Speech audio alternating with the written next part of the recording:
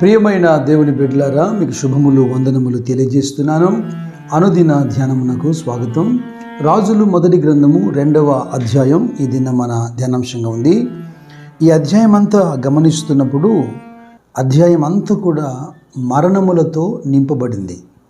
ఈ అధ్యాయంలో దావీదు మరణించాడు, అదోనియా మరణించాడు, యోవాబు మరణించాడు, దావీదును శపించిన షిమి కూడా మరణించాడు. దావీదు ఏలిన కాలం మొత్తం 40 సంవత్సరాలు అయితే అతడు హెబ్రోన్లో 7 సంవత్సరాలు, యెరూషలేములో 33 సంవత్సరాలు పరిపాలన చేశాడు. ఆ తర్వాత దావీదు నిద్రించి తన పితరులతో ఆ దావీదు పట్టణమందు సమాధిలో పెట్టబడ్డాడు. అపోస్తలుల కార్యములు 2వ అధ్యాయము 29వ వచనంలో ఈ అంశాన్ని ప్రస్తావించారు. దావీదు మరణించి సమాధి చేయబడ్డాడు, అతని సమాధి మన మధ్యలో ఉంది అని. 5వ వచనంలో అతడు ప్రవక్త అయి ఉండెను అన్న మాట రాయబడింది.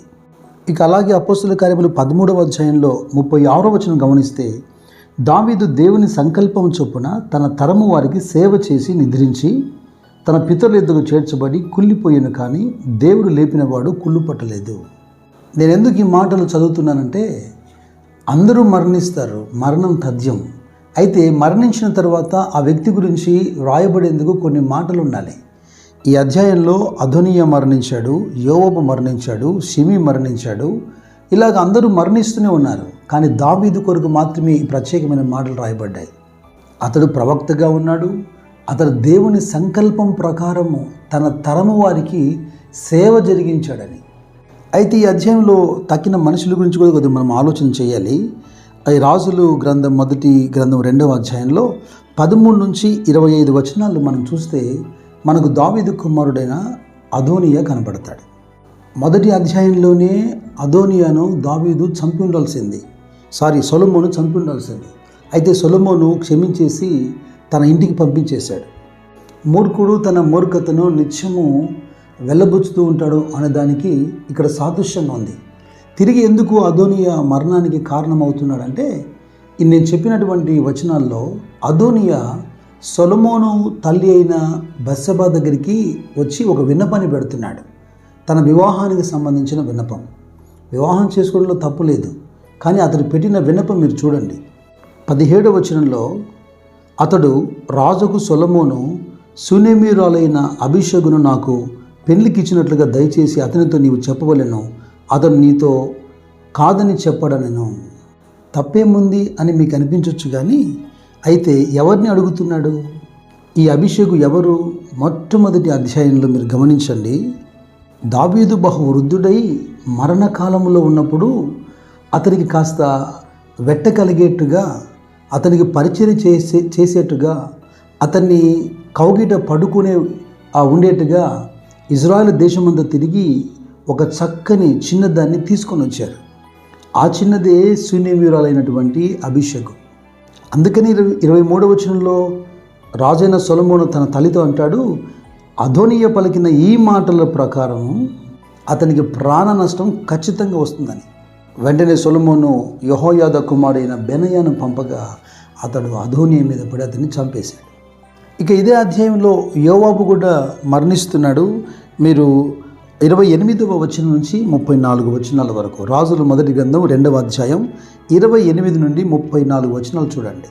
యోవాబు అబ్షలోము పక్షముగా వహించకపోయినా అదోనియా తిరుగుబాటు చేసి తానే రాజునన్నప్పుడు అతనితో సమ్మతించాడు అని మాట్లాడుకునే మాటలు అతనికి వినపడి, తప్పక సొలొమోను తనను చంపేస్తాడని భయపడి అతడు యెహోవా గుడారంలోకి పరిగెత్తుకొని పోయి బలిపీఠపు కొమ్ములను పట్టుకుంటున్నాడు. అయితే యోవాబును కూడా రాజు అనుమతి చేత బెనయా చంపేశాడు. అయితే ఈ మరణానికి కారణం దావీదు మాట్లాడుతున్నప్పుడు ప్రారంభ వచనాల్లో 5వ వచనంలో, అయితే సెరూయా కుమారుడైన యోవాబు నాకు చేసిన దానిని ఇజ్రాయేలు సేనాధిపతులకు నేరు కుమారుడైన అబ్నేరు, యెతెరు కుమారుడైన అమాషాను వారిద్దరికీ అతడు చేసిన దాన్ని వెరుగుదువు. అతడు వారిని చంపి యుద్ధ సమయమందైనట్లుగా సమాధాన కాలమందు రక్తము చిందించి దాన్ని తన నడికట్టు మీదను తన పాదరక్షల మీదను పడజేసెను. నిరపరాధుల రక్తాన్ని ఒలికించాడు గనక ఆ కీడు యోవాబు మీదకి వచ్చింది. ఈ మాటలను బెనయా యోవాబుకు జ్ఞాపకం చేసి అతని మీద పడి అతన్ని చంపేశాడు. ఇకపోతే దావీదును తెగించి శపించి రాళ్ళు రువ్వి దుమ్మెత్తి పోసినటువంటి షిమి మరణాన్ని కూడా మీరు చూడండి. రాజులు మొదటి గ్రంథం 2వ అధ్యాయంలో మనం ధ్యానిస్తున్న ఈ అధ్యాయంలో 36వ వచనం నుండి 46 వచనాల వరకు. దావీదు కాలంలోనే షిమి మరణించాల్సింది, కానీ దావీదు తిరిగి అంతఃపురంకి వచ్చినప్పుడు షిమి దావీదుని ఎదుర్కొన్నాడు కనుక మరి దావీదు చంపనని వాగ్దానం చేస్తున్నాడు కనుక అప్పుడు తప్పించబడ్డాడు. ఇప్పుడు సొలొమోను ఏం చేస్తున్నాడంటే ఆ షిమికి ఒక ఆజ్ఞ జారీ చేశాడు. నీవు యెరూషలేములో ఇల్లు కట్టుకొని అక్కడే నివసించాలి. ఏ దినమైనా పట్టణము దాటి లేదా కిద్రోను ఏరు వాగు దాటి నువ్వు వెళ్తావో అదే దినాన నువ్వు మరణమవుతావని.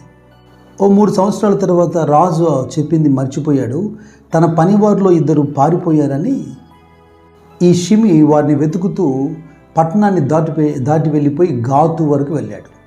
ఈ విషయం తెలిసినటువంటి సొలొమోను అతన్ని పిలిపించి అతనితో మాట్లాడి, నా తండ్రి అయిన దావీదుకు నువ్వు చేసిన కీడంతటిని యెహోవా తిరిగి నీ మీదికి రాజేస్తున్నాడని చెప్పి యథావిధిగా బెనయాకు సెలవీయగా బెనయా షిమి మీద పడి షిమిని చంపేశాడు. అయితే మనము నేర్చుకోవాల్సినటువంటి పాఠం మీద మనం మనసు పెడదాం.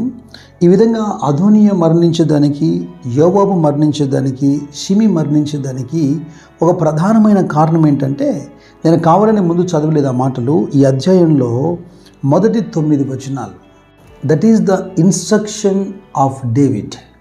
తన మరణం తర్వాత సొలొమోను సింహాసనం మీద రాజుగా ఉన్నాడు.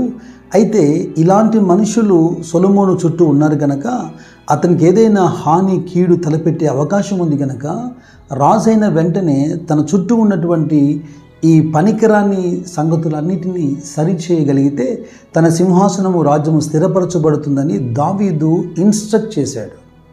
కనుక తన రాజ్యాన్ని స్థిరపరచుకునేందుకు దావీదు చెప్పినట్టుగా సొలొమోను అంతా కూడా నెరవేర్చాడు. ఈ మాట మీరు 46వ వచనంలో చూడండి. చివరి మాటల్లో, ఈ ప్రకారము రాజ్యము సొలొమోను వశమున స్థిరపరచబడెను. ఇలా చదువుతూ ఉండగా పరిశుద్ధాత్మ దేవుడు నాకు ఒక లేఖనాన్ని జ్ఞాపకం చేస్తున్నాడు. అదేంటంటే, అపోస్తలుడైన పౌలు తిమోతితో మాట్లాడుతున్నప్పుడు 2వ పత్రికలో 3వ అధ్యాయంలో 16-17 వచనాల్లో అక్కడ దైవజనుడు అని రాసుంటుంది, కానీ వాస్తవంగా ఎవరైనా సరే అంటే దైవావేశం వలన కలిగినటువంటి ప్రతి లేఖనము దేనికి ఉపయోగపడుతుందంట?